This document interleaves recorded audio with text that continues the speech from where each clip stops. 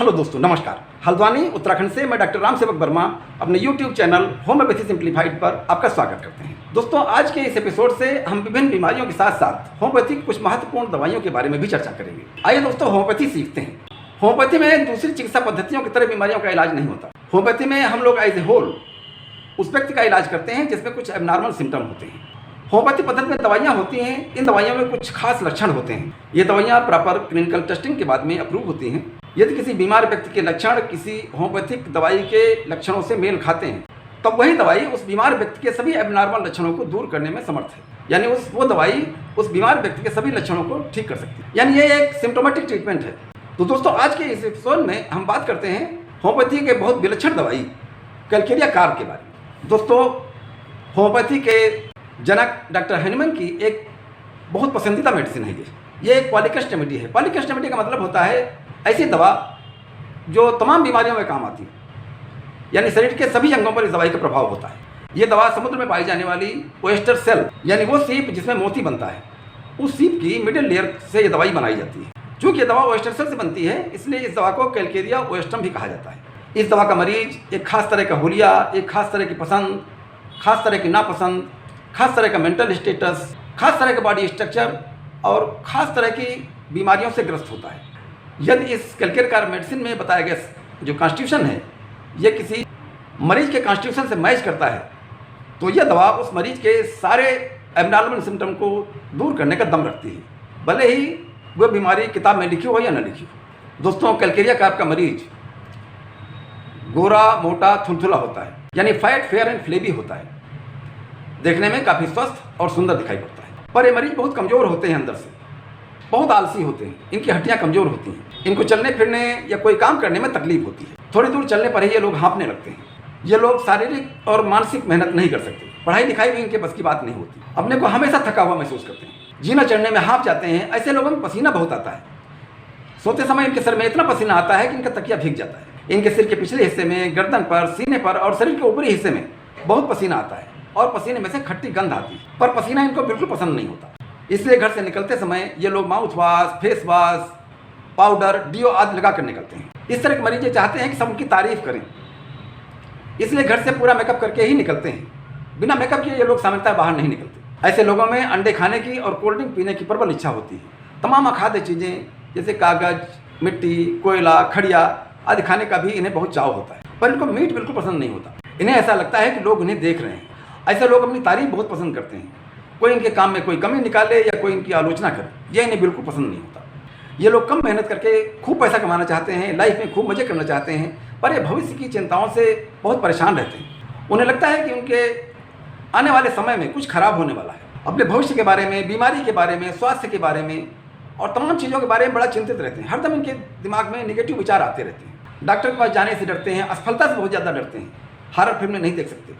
ऐसे लोगों को जाड़ा बहुत ज़्यादा लगता है। इनके पाँव हमेशा ठंडे रहते हैं, जैसे गीले मोजे पहन रखे। इनको प्यास भी बहुत लगती है। इन लोगों में डाइजेस्टिव सिस्टम से संबंधित कोई न कोई समस्या लगातार रहती है।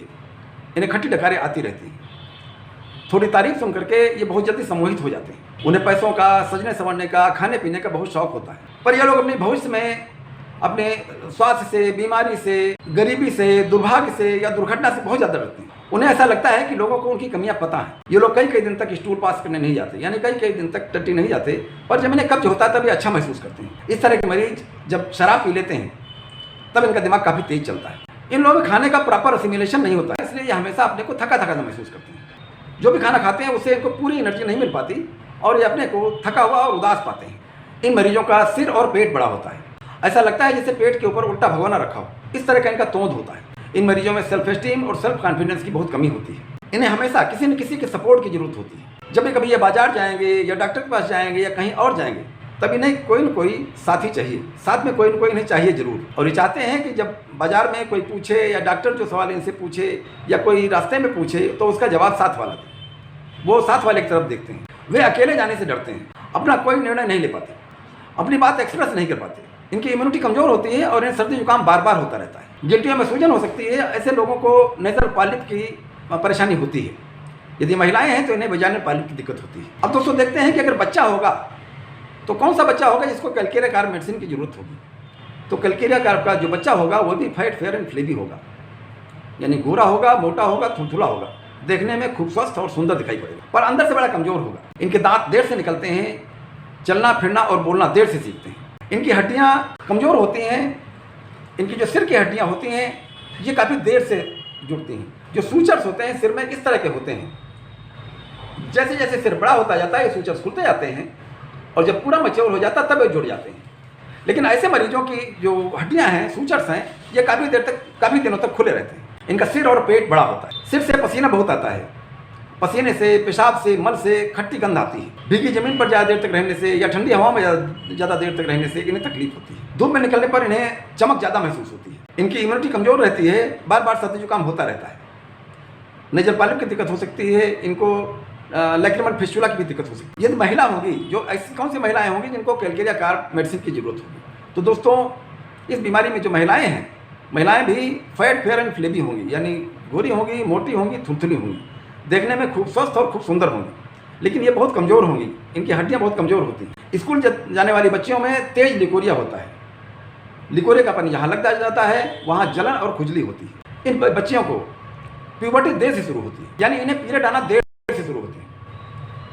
और जब इन्हें पीरियड आना शुरू होते हैं तो जो इनको पीरियड आते हैं वे समय से पहले आ जाते हैं, काफ़ी ज़्यादा आते हैं और काफ़ी दिनों तक चलते हैं। पीरियड में दर्द इन्हें सामान्य से ज़्यादा होता है।